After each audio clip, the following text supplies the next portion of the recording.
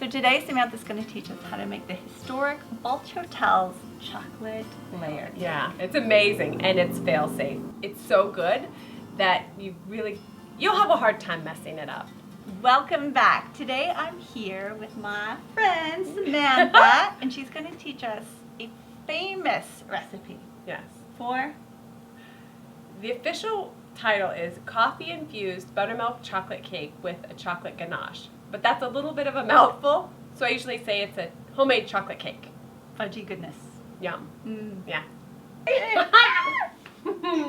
Thanks for having me. You're welcome. I'm glad excited. you're here. This is one of those amazingly moist, delicious, decadent, fudgy chocolate cakes. So amazing. What we did is we just kept it in the freezer. So when I started dinner, we just Right. slice off a wedge, and then by the time Nice. dinner was over, it was thawed out. Nice. Freezes beautifully. It stays moist and delicious for 10 days. I've never had to do 10 days. It got eaten, I don't know, at the hotel. It was eaten much faster than that. 10 days. Wow, good to know. In the freezer. Yeah, and it's super forgiving. It calls for buttermilk. I've made my own buttermilk. I've used milk. I've used half and half. It calls for canola oil, and I've used olive oil. Yeah, it's really forgiving. At the hotel, we would put the chocolate cake on a plate, put some vanilla bean ice cream on it, and then there's this, I'll have to give you some. I'm going to give her a birthday present because there's this amazing fudge sauce from a family farm that we would get on the top of it, and it's to die for. It's great. It's good with caramel sauce too. Oh, yeah. Or whipped cream, strawberries, whatever. Okay, so here's what we've done. We've went ahead and measured out our sugar, our flour, our cocoa, salt, soda, vanilla, oil, and I went ahead and used sunflower oil. But Oh. you can use olive oil, you can use any kind of oil Yeah. that's neutral tasting. Grapeseed is great in cooking, but the oil component, there's so much chocolate in the coffee, makes the chocolate even more intense, that olive oil is delicious in this cake as well. And some hot brewed coffee. For the ganache, we're using extra dark chocolate chips and some cream, and we'll get to that later. So what's the process with this cake? The process according to Corinne or the process according to Samantha? So hear your process. My process, according to Samantha, she doesn't sift the cocoa. She dumps it all in. If she's in a hurry, she literally dumps it all in and just mixes it up and puts it in the pan. But I'm working with someone who is much more particular, so I had to measure pretty closely, and we're going to combine things, and I sifted the cocoa. That's Which you don't do at home. No. And we greased and floured our pans, and Samantha said that was not necessary. I just grease it. Yeah. So make it your own, and here's the process. So we're going to take all of the dry ingredients, and you're not going to sift them. No, it doesn't call to sift. No. Can we? What do I need, a cold press for you or something? Cold pack for her neck. You can sift them if you'd like, but it comes out pretty much the same. Okay. Okay, so we're going to dump. Woo! Do you want to dump? No, I can't. I didn't think you could. I'd be happy to. Okay, so I'll crack eggs. So we're going to take 3 large eggs. Yes. These are from your own chicken. Yeah, and my I girls, love aren't they them. beautiful? I had to put it out here because it's so pretty. Unbleached all-purpose flour, which I've pre-measured in this fancy bowl, and 2½ cups of sugar. This is a real cooking show. I kind of feel like I need to speak like Julia Child or something. And then we have, dump the cocoa into there. It is 1 tablespoon plus 1½ teaspoons of soda. I need 1/2 a teaspoon salt. In your honor, I will measure it. 1/2 a teaspoon. But see, I'm just kind of doing that and dumping it in. Hope you're not sweating yet. Nope. Then we mix that up. This cake is for your birthday. Oh, it was her birthday. July 31st. And I even brought candles. You did. Yep. That's so all right. sweet. Okay, so I think this is looks whisked good. Great. Okay, so I'm going to mix the wet ingredients with the exception of the coffee. The coffee is drizzled in at the very end. And most likely just so it doesn't cook the eggs. And the So buttermilk. I'm just going to whip this stuff together. A little bit of vanilla. Okay. So we've got our dry ingredients all together. If this was Samantha's kitchen, these would already be open. And we'd be sampling them.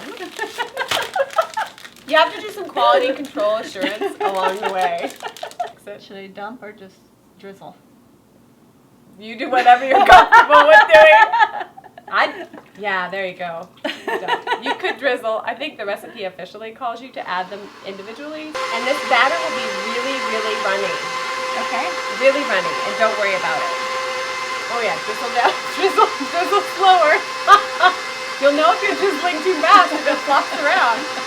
So take your time. I actually drizzle much slower. You do? Yeah, she's really embracing the dumping now. And then I take the scraper, the rubber scraper. We talked about this earlier. We both grew up, I don't know if it's an Oregon thing. We call this a spatula. Yeah. And we call this a spatula, which gets very confusing. This is the real spatula. And this is a rubber scraper. Rubber scraper. Rubber scraper. So take your rubber scraper and scrape down the sides and make sure you get the bottom. The bottom, with yeah. cakes. And it says in the recipe that the coffee, the hot coffee, enhances the chocolate, which she says, yes, definitely it does. It does. But you don't, if you're averse to coffee or you don't drink it or you want to stay away from caffeine, you can use Stout. hot water. You can use stout, which would make a fabulous chocolate cake. I've not done that. I'm going to try it. You could also use warm milk and make more of a milk chocolate. Oh, so that's a great idea. It wouldn't be as rich. There is buttermilk in here, but that would be fun to have your viewers try it with different varieties and then post comments of what worked, how it tasted.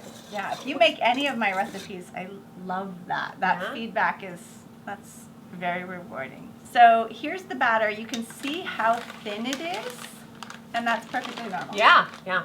With cake, it rises significantly, so you want to fill your molds about 3/4 of the way and no more. Yeah, I usually have extras for cupcakes because if I'm making a cake for a donation, my husband loves this, and so I'll save. Yeah, I will save some and make cupcakes for him. So the recipe calls for 9-inch cake pans, and if you did 2, you could slice them in half and do a 4-layer cake easily, or just 2-layer. Yeah. After this is baked, it will have a nice rise to it, and you can cut off the top of the bottom one, and then you can eat that. Which is the best part anyway. I know, it's so, not that I know, being gluten-free. So Jeff is my nerd husband. He's great. He's a tech guy, and he made me a site called More Buttered. And it's a website that I can just put my recipes that I need wherever. Yeah. And this is on there. Yeah. Oh! Yeah. So I'll put a link to that below this video. And like all of my videos, these are basically cooking classes. And if you just want the recipe, if you want to come back and just get down to the brass tacks of it, hit show more and you'll see the recipe only and you don't have to watch us again. But why would you want to do that? I don't know. Okay, so we have 2 cupcakes. So we'll check the cupcakes and then we'll check the first little layer, which should take about 25 minutes, and then the big deep one maybe will take about 30. Do you reduce your temperature when you have something that's deeper? I've always wanted to know. You can. And I do often with baked goods, like my banana bread, my zucchini bread. I'll put the recipe for the zucchini bread here. You need to make it. That's what you can do with rogue zucchinis. This came from my garden, and it was underneath. It was hiding underneath a leaf. I found it yesterday. I found 4, almost the same size. But zucchini bread's a great option for rogue zucchinis. And I will reduce my oven temperature about 25 degrees, but it depends on your pans. If you have a dark pan or a light anodized aluminum pan or glass, they cook food differently. So dark absorbs the heat and cooks darker. Oh, okay. Makes sense. So I often do that with baked breads and sweetbreads where I don't want the crust to be really dark. I want it to be kind of light and golden all the way through, so I'll reduce my temperature. Oh, very good. Good to know. All While the cake is cooking, we're gonna make the ganache. Yay! The ganache is really simple to make, and it comes out beautifully. I've not mastered the trick of the right consistency or temperature. There's a consistency or a temperature that the ganache needs to be for optimal beautifulness. So it's very easy. I put the chocolate chips and the cream in a bowl, like a stainless steel bowl, on a low simmer. So as soon as the chocolate chips and the cream are pretty close to melting, whisk them together and then leave it and don't touch it until you frost the cake. Mm-hmm. And another thing, if you don't get the timing right or your ganache starts to set up, you can put it in your mixing bowl, whip it, and turn it into a frosting. And it's a really, it's basically pure chocolate and cream, so it's a really decadent frosting.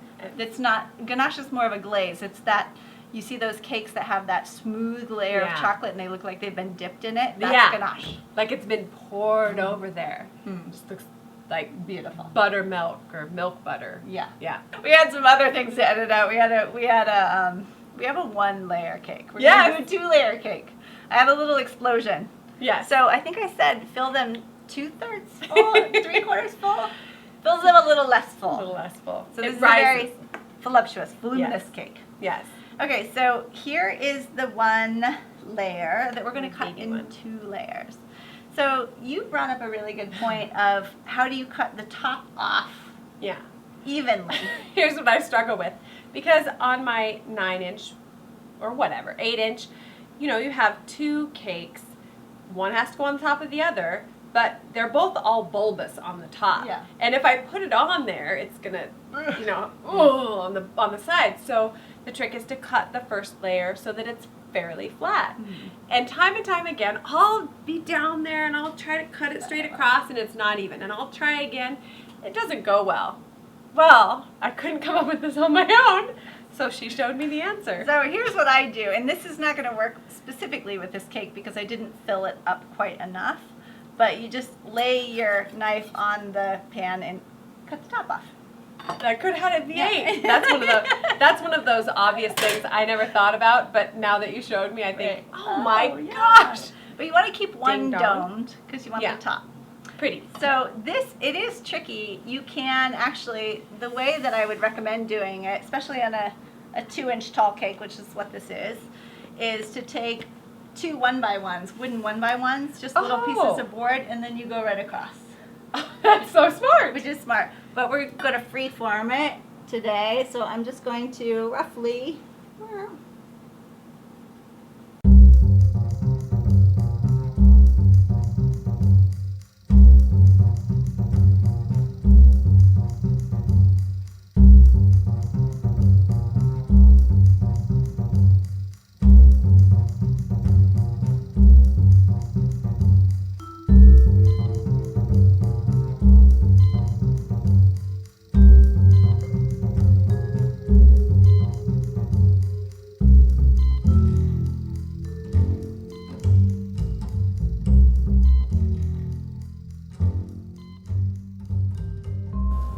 There you go. That gives a nice... Oh, I like it. Okay. Thank you for being here. Oh, thanks. It's my pleasure. It's my pleasure. And if you guys enjoyed the video, hit the thumbs up. Leave a comment below, and if you make it, let me know what you did and what you thought of it. For those of you that would like to see more videos with Samantha, she is considering starting a YouTube channel. I did it already. Where's the bus? She just threw me under it. I started it. I posted my first video, but don't go look at it yet because it's bad. But I had to get over my chicken. Yeah. Kaizen.zone. Kaizen means perpetual improvement. And it's something that I actually ascribe to in my life. And I think that as business owners, people, hopefully, they are subscribing to that as well. So it's about growth. I have the goal in mind, but I want to get there. And I realize I'm not perfect now, but I need to, the proverbial Fisher cut bait, or the other one I'm thinking about, I need to just do it and get over my chicken self and jump into the deep end. So this girl's helping me do that very thing, and for that I'm eternally grateful. I'm very grateful. I think YouTube needs you. I don't know about that, but Leave a comment for Samantha and some encouragement below. just encouragement. I don't know so much about the comments, but encouraging comments are great. I'm a little gun shy. Oh, you'll be great. Hopefully. I hope that I can inspire and add value and increase people's profitability in their businesses and also help them to grow in areas that they want to grow in. So thank you for being here. Thank you for watching. Yes, thank you. Thank you for your patience. We'll see you on the next video. So today, Woo! and so I'm just gonna fill these dirty ramekins. These are pretty ramekins. It's easy. Usually when I'm making this cake, I make it so fast that the ganache can start while I start the whole. I didn't even come out right. Start again. I like this. So is a when good you're visual editing, you cue. don't have to watch. Yeah. You can just skim and then see that, and then you know where to cut. I feel like I'm on Flashdance or something. Jazz hands. Yeah, jazz hands! I forgot what we were talking about. Ganache. Oh! Woo! Okay, We're on! Live! And in person! It's Saturday morning! It's not Saturday night, right? Right. We're live. Saturday night. Saturday live. morning. Live and in person. Or whatever they used to say. I don't know. Sorry. You're going to have to edit all this out. If you had an 8-inch, if you had a set of 8-inch, what are these called? Cake things. Cake cookers. These are called cake cookers in the professional world. That's what they're called. Cookers of cake. When you can't remember what they're A called. pan. These things. What are they called? Cake. Pans! Cake pans! Cake pans! That's it. Samantha and her husband owned a hotel. Yeah. So you guys renovated a hotel that hadn't been in use for Since the 40s. the 40s. Yeah. I walked in the back door and I fell in love with the building. It's called the historic Balch Hotel. It is an 18-room, 3-story brick building in Duffer, a town that's, I think, 600 population? Maybe. It's tiny, but sunny, gorgeous. I fell in love with the hotel, and I fell in love with the restoration process. So that's the business that I started, and we've had that for about a decade. So running a hotel that hasn't been in use in No. decades, Yeah. renovating it in a town of maybe 600 in the middle of the desert in Oregon Yep. for a decade is a Yeah. pretty impressive feat. Thank you. Some called me crazy. So I built the business based on giving a great experience. Marketing is expensive and advertising is expensive. And so I went into the not knowing a lot, kind of doing it by hook and by crook. Found that we built our business by people's reputation. Because I think that's the best advertising you could get is word of mouth advertising. It's authentic, it's real, it reaches my target market without having to throw money at a magazine that I think is going to work. So my business now, kaizen.zone, is my passion is in business development and coaching and enhancing customer service experiences because it makes a huge difference for people, especially small businesses where your bottom line, there's not as much of a margin there. So that's my passion. So kaizen.zone is your coaching business. Yes. And primarily coaching women in business. Yes, I do have an affinity for making sure women are successful in business because, well, women are awesome. I mean, men are awesome too, but women are particularly awesome in my opinion. Great. And that's how Samantha and I met. Yeah. So I'm stoked you're here. I'm excited. I'm hoping it won't be too bad because she's the epitome of calm and I'm more of the epitome of spastic. Perfect balance. I hope so. The yin and the yang.